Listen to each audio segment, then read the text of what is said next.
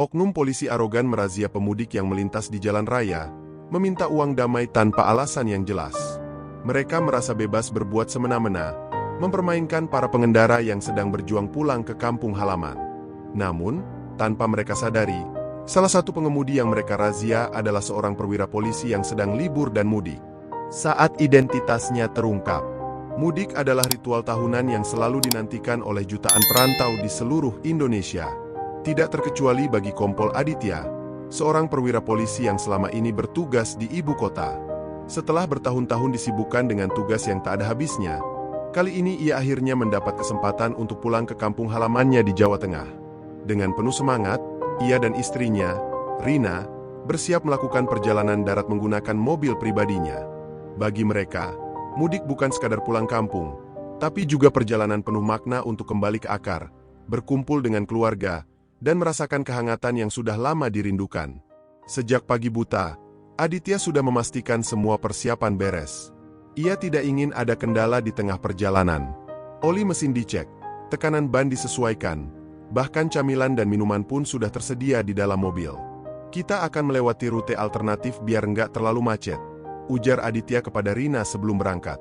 Sebagai seorang polisi, ia tahu betul bahwa jalur utama akan dipadati oleh kendaraan, sehingga lebih baik mencari jalur yang lebih sepi meski sedikit lebih jauh. Mobil melaju keluar dari ibu kota, meninggalkan hiruk-pikuknya yang melelahkan. Jalanan masih relatif lancar saat mereka memasuki tol. Sepanjang perjalanan, mereka menikmati suasana khas mudik. Sesekali mereka melihat bus-bus yang penuh sesak dengan penumpang, sepeda motor yang membawa barang berlebihan, serta keluarga-keluarga yang bersemangat menuju kampung halaman. Semua wajah dipenuhi harapan, seolah lelah perjalanan tak ada artinya dibandingkan kebahagiaan yang menanti di rumah. Rina membuka bekal yang sudah disiapkannya sejak pagi. "Kita sarapan dulu yuk, Mas," katanya sambil menyodorkan roti dan susu. Aditya tersenyum dan menerima tawaran istrinya. Sambil menyantap makanannya, ia merenungkan perjalanan kali ini yang terasa berbeda. Biasanya, ia pulang kampung dengan status resmi, dikawal oleh petugas atau menggunakan fasilitas kepolisian. Tapi kali ini, ia memilih untuk menjadi rakyat biasa, tanpa seragam, tanpa perlakuan khusus, hanya seorang suami yang ingin pulang ke keluarganya. Mereka terus melaju, dan jalanan mulai menunjukkan tanda-tanda kepadatan. Beberapa pengemudi tampak tidak sabar, saling menyalip tanpa aturan, dan ada pula yang dengan seenaknya berhenti di bahu jalan. Aditya hanya menggelengkan kepala. Ia sudah terlalu sering melihat situasi seperti ini saat bertugas di lapangan. "Mudik itu ujian kesabaran," katanya sambil tertawa kecil. "Yang penting kita tetap hati-hati." Menjelang siang, mereka keluar dari tol dan memasuki jalan nasional yang lebih sempit. Pemandangan sawah hijau dan perbukitan mulai terlihat di sisi jalan, menambah semangat perjalanan. Rina tersenyum bahagia melihat pemandangan yang mengingatkannya pada masa kecil. "Aku kangen suasana desa, Mas," katanya dengan mata berbinar. Aditya mengangguk. "Sebentar lagi kita sampai. Sabar ya." Namun, kesenangan mereka mendadak terganggu ketika melihat antrean panjang kendaraan di depan. Mobil-mobil tampak melambat, sementara di kejauhan, beberapa polisi terlihat berdiri di tengah jalan, menghentikan kendaraan satu persatu. "Sepertinya ada razia," ujar Aditya dengan nada tenang. Ia tidak merasa khawatir, karena surat-surat kendaraannya lengkap dan ia tahu aturan lalu lintas. Saat mobil mereka semakin mendekat ke lokasi razia, Aditya mulai merasa ada sesuatu yang janggal. Tidak ada pelang pemberitahuan resmi tentang razia, dan para petugas yang berjaga tampak tidak memakai perlengkapan standar seperti yang biasa digunakan dalam operasi resmi. Beberapa pengendara yang baru saja melewati pemeriksaan terlihat menghela napas lega, sementara yang lain tampak kesal. "Ada yang aneh, Mas," bisik Rina pelan. Aditya mengamati lebih dekat. Para petugas itu bukanlah anggota kepolisian yang dikenalnya. Wajah mereka terlihat arogan, dan cara mereka berbicara dengan pengendara lain terkesan kasar. Saat itulah Aditya menyadari bahwa mereka bukan sekadar melakukan razia biasa. Ada sesuatu yang tidak beres. Hatinya mulai terusik, tapi ia tetap bersikap tenang. "Kita lihat saja apa yang terjadi," katanya pelan, bersiap menghadapi situasi yang tak terduga. Mobil Kompol Aditya melaju perlahan menuju pos razia yang tampak mencurigakan. Barisan kendaraan mengular, masing-masing dihentikan oleh beberapa polisi yang terlihat lebih sibuk mengobrol dengan pengendara daripada melakukan pemeriksaan sebenarnya. Beberapa orang yang baru selesai diperiksa tampak mengeluarkan uang sebelum diperbolehkan melanjutkan perjalanan. Aditya memperhatikan setiap gerakan mereka dengan saksama. Ada sesuatu yang tidak beres. Seorang polisi bertubuh besar dengan wajah penuh kesombongan melambaikan tangan, memberi tanda agar Aditya menepi. "Turun, turun, keluar dari mobil," bentaknya kasar. Aditya tetap duduk sejenak, mengamati situasi, lalu menurunkan kaca jendela. "Selamat siang, Pak. Ada masalah?" tanyanya dengan nada tenang. Polisi itu menyeringai. "Pemeriksaan rutin. Serahin surat-surat kendaraan sama SIM kamu," katanya sambil menyodorkan tangan. Dari cara bicaranya, jelas bahwa ini bukan razia resmi. Polisi tersebut tidak menggunakan nada profesional seperti yang biasa dilakukan dalam operasi kepolisian yang sah. Aditya tetap tenang. Ia membuka dashboard mobil dan mengeluarkan STNK serta SIM, lalu menyerahkannya. Polisi itu mengambilnya dengan kasar dan melirik sekilas, lalu mengernyit. "Wah, ini ada yang gak beres. STNK-nya kayaknya ada kesalahan data. Kamu tahu, kan, kalau data kendaraan gak sinkron itu bisa kena tilang," katanya dengan nada mengancam. Aditya menahan senyum. Ia tahu betul semua dokumen yang ia miliki sudah lengkap dan tidak ada kesalahan. Namun, ia sengaja tidak langsung mengungkapkan identitasnya. Ia ingin melihat sejauh mana para oknum ini berani bermain kotor. "Maaf, Pak. Bisa ditunjukkan kesalahannya di mana?" tanya Aditya sopan. Polisi itu mendengus kesal. Jelas tidak menyangka bahwa pengemudi di depannya tidak langsung panik. "Udah nggak usah banyak tanya. Pokoknya ada yang salah. Kalau mau aman, kasih uang rokok aja. Biar nggak ribet," katanya sambil tersenyum miring. Dari sudut mata, Aditya melihat beberapa polisi lainnya juga sedang melakukan hal yang sama pada pengendara lain. Mereka menakut-nakuti dengan berbagai alasan yang tidak jelas, lalu meminta sejumlah uang agar persoalan selesai di tempat. Beberapa pengendara yang tidak mau berdebat akhirnya menyerahkan uang mereka dengan pasrah, hanya agar bisa melanjutkan perjalanan.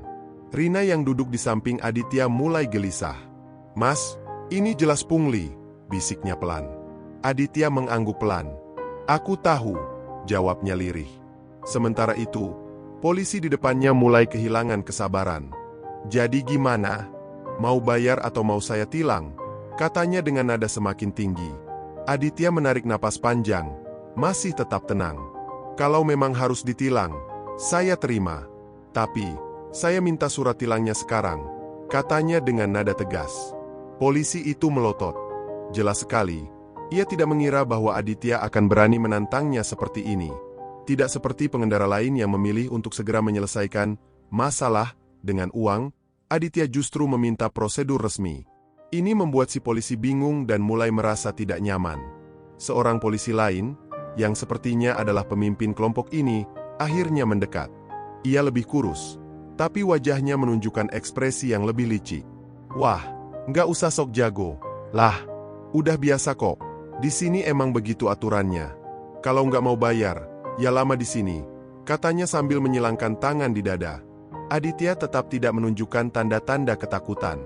Ia menatap tajam polisi di depannya dan akhirnya tersenyum tipis. "Baik, kalau begitu, saya akan hubungi atasan saya untuk menanyakan soal razia ini. Bisa saya tahu siapa komandan operasi di sini?" tanyanya santai sambil merogoh ponselnya dari saku. Sekejap, wajah para polisi itu berubah. Jelas, mereka tidak menyangka bahwa pria yang mereka hentikan ini memiliki koneksi langsung dengan atasan. Seorang dari mereka mulai terlihat gelisah, melirik rekannya seolah meminta petunjuk harus berbuat apa. Namun, yang lain masih mencoba mempertahankan kesombongan mereka. "Nggak usah bawa-bawa atasan. Ini prosedur biasa. Kalau nggak mau kerjasama, ya terserah," katanya dengan nada tinggi, tapi kali ini terdengar lebih ragu. Aditya menatap mereka tajam. Ia tahu, sebentar lagi kebenaran akan terungkap. Dan saat itu terjadi, para oknum ini akan menghadapi konsekuensi yang tidak mereka duga. Namun, untuk saat ini, ia masih membiarkan mereka bermain dalam perangkap mereka sendiri. Ketegangan di udara semakin terasa. Polisi-polisi yang tadi arogan kini mulai menunjukkan tanda-tanda kegelisahan. Beberapa dari mereka melirik satu sama lain, seolah menunggu perintah dari rekan yang lebih senior. Namun, si polisi bertubuh besar yang pertama kali menghentikan Aditya masih berusaha mempertahankan sikap kasarnya. "Udahlah, Bang. Kalau nggak mau ribet, kasih aja uang rokoknya. Cuma 100.000 doang, masa segitu aja nggak mau?" Katanya dengan nada lebih lunak, berusaha membuat Aditya menyerah. Aditya tetap tenang. Ia memasukkan ponselnya kembali ke dalam saku, lalu tersenyum tipis. "Kalau memang saya melanggar, saya siap ditilang sesuai prosedur. Tapi kalau ini hanya soal uang rokok, saya rasa kita perlu bicara lebih serius," ucapnya sambil menatap lurus ke mata si polisi. Rina, yang sejak tadi diam, mulai merasa cemas. Tangannya menggenggam erat sabuk pengaman di pangkuannya. Ia tahu suaminya adalah polisi yang selalu menjunjung tinggi integritas. Jika Aditya sudah berbicara seperti itu, berarti dia tidak akan mundur. Si polisi berbadan besar mulai kehilangan kesabaran. "Wah, sok-sokan banget nih orang. Udah banyak yang bayar, kenapa lu ribet sendiri?" katanya. Kini nadanya lebih mengancam. Aditya menghela napas pelan. Ia menoleh sekilas ke arah mobil-mobil lain di belakangnya. Beberapa pengemudi yang sudah melewati pos razia ini tampak menggeleng-gelengkan kepala, mungkin merasa kesal karena harus membayar sesuatu yang seharusnya tidak perlu. Namun, kebanyakan memilih diam dan mengikuti permainan para oknum polisi ini, takut perjalanan mereka malah semakin dipersulit. Seorang polisi yang lebih kurus dan tampaknya memiliki posisi lebih tinggi maju ke depan, menggantikan rekannya yang mulai tampak frustasi. "Dengar, Bung, kita di sini cuma menjalankan tugas. Kalau kamu nggak mau kerja sama, ya kita tahan kendaraanmu sementara. Coba pikir baik-baik. Mau lanjut perjalanan dengan mudah atau mau berdebat di sini sampai malam?" katanya dengan senyum sinis. Aditya tersenyum kecil. "Menjalankan tugas, ya?" katanya sambil menyandarkan tubuhnya ke kursi. "Baiklah, kalau kalian memang sedang melakukan operasi resmi, boleh saya lihat surat tugasnya? Dan siapa penanggung jawab operasi ini?" Wajah para oknum polisi itu langsung berubah. Salah satu dari mereka bahkan tanpa sadar melirik ke pos kecil tempat mereka berteduh, seolah berharap menemukan sesuatu yang bisa dijadikan alasan. Tapi Aditya tahu, tidak ada surat tugas yang bisa mereka tunjukkan, karena ini adalah razia ilegal. Si polisi kurus berdeham pelan, mencoba mengendalikan situasi. "Nggak usah banyak tanya. Ini prosedur biasa. Kalau nggak mau kerja sama, ya kita bawa ke kantor aja," katanya dengan nada lebih tinggi, berusaha mengintimidasi. Aditya tertawa kecil. "Ke kantor? Bol, saya juga ingin tahu bagaimana atasan kalian akan menanggapi ini," katanya sambil kembali mengambil ponselnya. Saat itulah salah satu polisi lainnya, yang sejak tadi hanya mengawasi, akhirnya membuka suara. Kayaknya kita nggak usah ribut panjang, deh. Mending kasih jalan aja, biar nggak bikin macet," katanya dengan nada ragu. Si polisi besar langsung menoleh tajam. "Apa? Jangan jadi penakut. Orang ini sok tahu," bentaknya. Tapi Aditya sudah bisa melihat tanda-tanda kepanikan di wajah mereka. Mereka mulai sadar bahwa mereka telah menghentikan orang yang salah. Sementara itu, kendaraan lain di belakang mulai membunyikan klakson. Tanda mereka sudah lelah menunggu dan ingin segera melanjutkan perjalanan. Aditya menyeringai. Ia bisa merasakan bahwa para oknum ini mulai kehilangan kendali atas situasi. Tinggal satu langkah lagi, dan mereka akan jatuh ke dalam perangkap mereka sendiri. Ketegangan semakin memuncak di pos razia ilegal itu. Para oknum polisi mulai menunjukkan tanda-tanda kegugupan, tetapi mereka masih mencoba mempertahankan sikap arogan. Pengemudi di belakang mulai resah. Beberapa dari mereka menurunkan kaca jendela untuk melihat lebih jelas apa yang terjadi. Aditya tetap duduk tenang di balik kemudi, tetapi matanya tajam mengawasi setiap gerak-gerik para oknum tersebut. Ia sudah sering berhadapan dengan pelaku kejahatan saat bertugas, dan dari pengalaman itu ia tahu bahwa orang yang bersalah akan selalu menunjukkan tanda-tanda kegugupan ketika mereka merasa terpojok. Si polisi besar masih bersikeras. "Udah, Mas. Saya males debat. Bayar aja biar cepat selesai," katanya dengan nada yang kini lebih bernada permohonan dibanding ancaman. Aditya menghela napas panjang. Ia sudah memberi mereka cukup waktu untuk sadar, tapi ternyata mereka masih tetap memaksa. Akhirnya, ia memutuskan untuk mengakhiri sandiwara ini.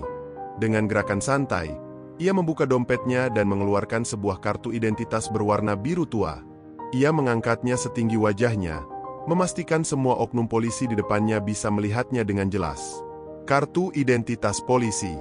Saya Komisaris Polisi Aditya, bertugas di Jakarta, ucapnya dengan suara tegas dan penuh wibawa. Sekarang, siapa yang ingin menilang saya? Sekejap, suasana berubah drastis. Wajah para polisi itu seketika pucat pasi, seolah darah mereka mendadak menghilang dari tubuh. Beberapa dari mereka mundur selangkah, sementara si polisi kurus yang tadi tampak paling licik kini menelan ludah keras-keras. Maaf, Pak, gumam salah satu dari mereka, suaranya bergetar. Aditya tetap menatap mereka tanpa ekspresi. Jadi ini yang kalian lakukan selama ini? Menghentikan pengemudi yang tidak bersalah, mengada-ada kesalahan, lalu meminta uang damai? Berapa banyak yang sudah kalian peras? Tidak ada yang berani menjawab. Salah satu dari mereka bahkan melirik ke arah semak-semak di pinggir jalan, seolah sedang mencari kesempatan untuk melarikan diri. Rina yang duduk di samping Aditya tersenyum kecil, akhirnya merasa lega. Ia tahu suaminya tidak akan tinggal diam melihat ketidakadilan. Kalau kalian tidak bisa menjawab, mungkin lebih baik saya panggil tim Provos sekarang, lanjut Aditya sambil mengambil ponselnya. Mendengar kata Provos, para oknum itu langsung panik. Provos adalah bagian kepolisian yang bertugas menindak pelanggaran disiplin anggota polisi, dan jika mereka sampai datang ke lokasi ini, maka tidak akan ada jalan keluar bagi mereka. Jangan, Pak. Tolong, Pak. Kami bisa jelasin, seru si polisi besar dengan suara putus asa. Aditya mengangkat alisnya. Jelaskan apa? Bahwa ini razia ilegal? Bahwa kalian sudah mencoreng nama institusi kepolisian dengan tindakan memalukan ini?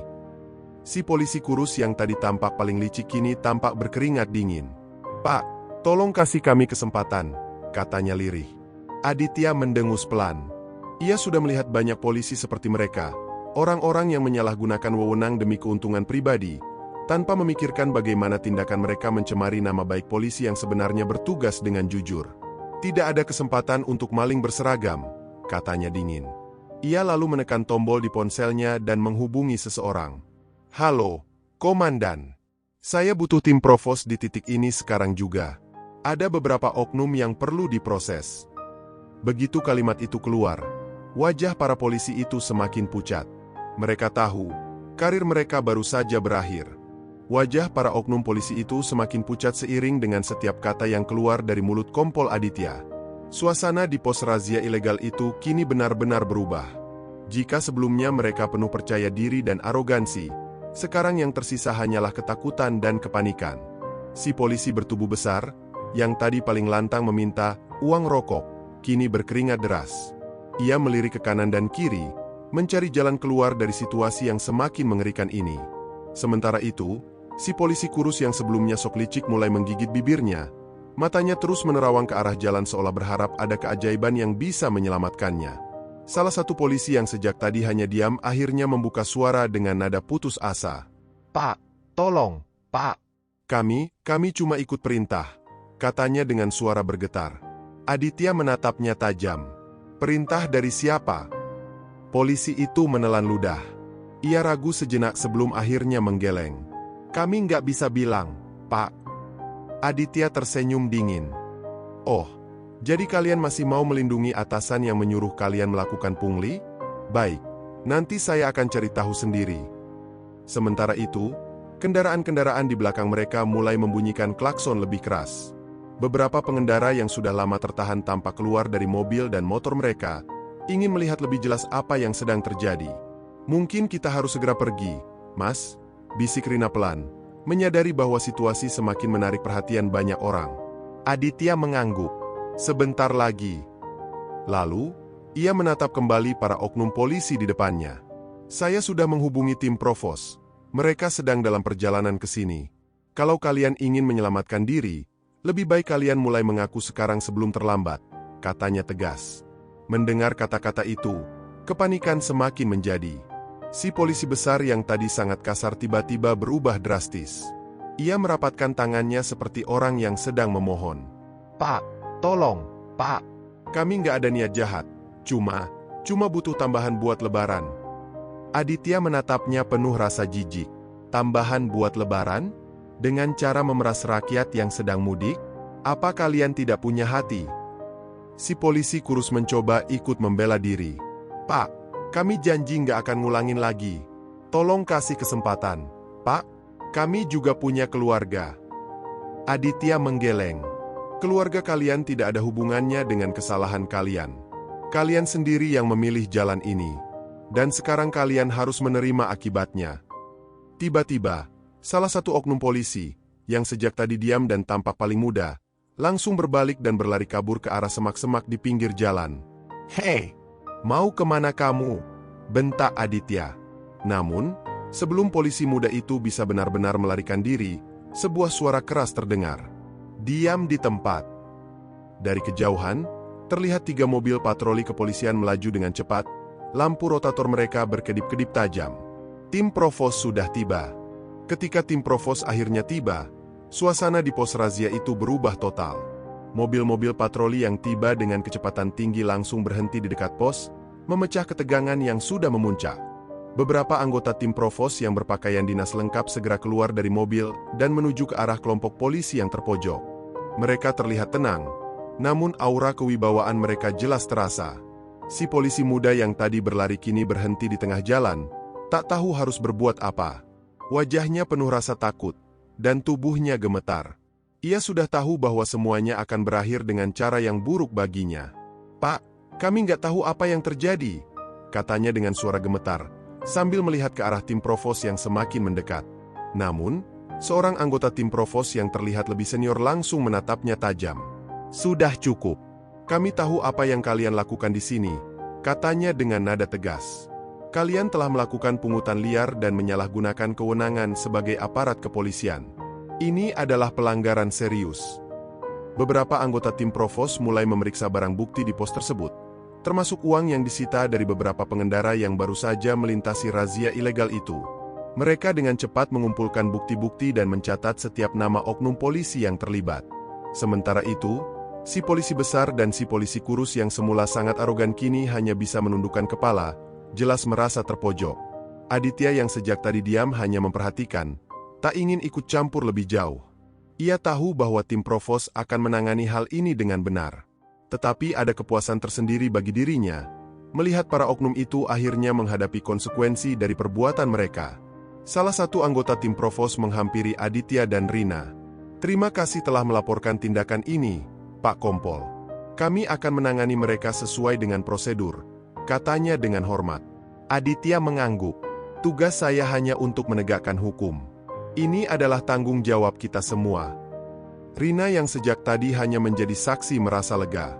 "Akhirnya semuanya terungkap," katanya sambil tersenyum ke arah Aditya. Tim Provos dengan cepat mengamankan para oknum polisi tersebut. Mereka diangkut ke dalam mobil patroli untuk dibawa ke kantor kepolisian terdekat, di mana proses pemeriksaan lebih lanjut akan dilakukan. Para pengendara yang terlibat dalam razia ilegal ini juga diberi penggantian uang yang telah mereka bayar dengan paksa. Suasana kembali tenang. Kendaraan-kendaraan yang tadi terhenti di belakang Aditya mulai melaju lagi, meski mereka tak bisa menyembunyikan perasaan jengkel atas apa yang baru saja terjadi. Sebagian besar dari mereka bahkan memberi anggukan atau melambaikan tangan pada Aditya sebagai tanda terima kasih. Setelah semua selesai, Aditya dan Rina kembali melanjutkan perjalanan mereka menuju kampung halaman.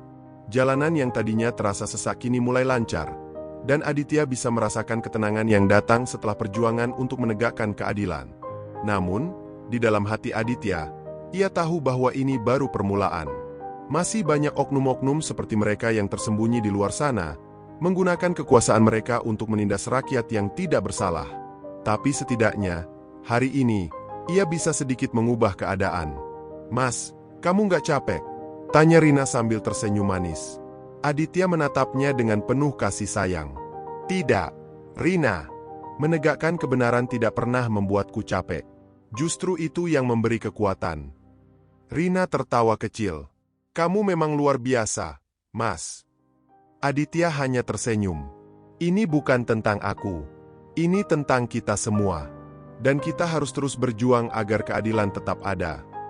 Mobil mereka melaju pelan di jalan yang kosong, menuju rumah yang semakin dekat. Tetapi dalam benak Aditya, ia tahu bahwa jalan yang telah ia pilih hari ini akan meninggalkan dampak yang jauh lebih besar dari sekadar razia ilegal yang berhasil diungkap. Dan seperti yang ia harapkan, dunia kepolisian akan mulai melihat dengan cara yang berbeda, bahwa tak ada tempat bagi oknum yang hanya mementingkan keuntungan pribadi dengan mengorbankan kepercayaan publik. Beberapa minggu setelah kejadian itu, nama Aditya mulai terdengar di kalangan rekan-rekannya di kepolisian. Bukan hanya karena keberaniannya melawan para oknum yang terlibat dalam razia ilegal, tetapi juga karena tindakannya yang tegas dalam membela keadilan telah menginspirasi banyak orang untuk tidak takut berbicara tentang pelanggaran yang terjadi di sekitar mereka. Keadilan tidak selalu datang dengan cara mudah, tetapi keberanian untuk menegakkan kebenaran adalah awal dari perubahan. Di kantor, Aditya mendapatkan ucapan terima kasih dari beberapa rekannya yang merasa bangga atas apa yang telah ia lakukan. Meskipun ada juga beberapa orang yang masih merasa ragu, takut berbicara tentang oknum-oknum yang ada di dalam sistem, tetapi tidak sedikit yang mulai mengambil langkah serupa. Tim Provos juga melanjutkan penyelidikan terhadap oknum-oknum lainnya yang mungkin masih terlibat dalam tindakan serupa di wilayah yang berbeda. Namun, bagi Aditya dan Rina, hidup mereka tetap berjalan seperti biasa. Mereka kembali ke rutinitas sehari-hari, tetapi perasaan damai dan kepuasan batin tak bisa mereka sembunyikan. Aditya tahu bahwa meskipun perubahan besar mungkin belum terjadi, langkah kecil yang mereka ambil bisa memberi dampak yang besar di kemudian hari. Malam itu, saat mereka duduk berdua di ruang tamu rumah mereka, Rina memandang Aditya dengan penuh rasa bangga. "Aku nggak tahu apa yang akan terjadi ke depannya, Mas. Tapi yang pasti, kamu sudah menginspirasi banyak orang. Aku bangga punya suami seperti kamu." Aditya tersenyum lembut dan memegang tangan Rina. "Ini bukan hanya soal aku, Rina. Ini tentang kita semua. Kalau kita diam, siapa yang akan berbicara untuk kebenaran? Kadang kita harus mengambil risiko demi hal yang benar." Sambil menatap langit malam, Aditya tahu bahwa perjalanan mereka masih panjang. Masih banyak yang harus dilakukan untuk membersihkan sistem yang telah ternoda, tetapi setiap langkah yang diambil semakin mendekatkan mereka pada tujuan. Dan perjuangan ini tidak akan berhenti, kata Aditya dalam hati. Keberanian untuk melawan yang salah adalah tanggung jawab kita semua. Selesai. Jangan lupa untuk like, komen, dan subscribe. Jika kamu merasa cerita ini menginspirasi atau memberikan perspektif baru, dukung terus channel kami dengan memberikan like dan meninggalkan komentar di bawah. Kami sangat menghargai setiap pendapat dan saran dari kalian. Jangan lupa juga untuk subscribe agar tidak ketinggalan cerita-cerita inspiratif lainnya yang akan kami hadirkan setiap minggunya. Setiap like dan komentar kalian memberi kami semangat untuk terus berkarya dan membawa cerita-cerita yang bermanfaat bagi banyak orang. Terima kasih telah mendukung channel ini, dan sampai jumpa di video berikutnya.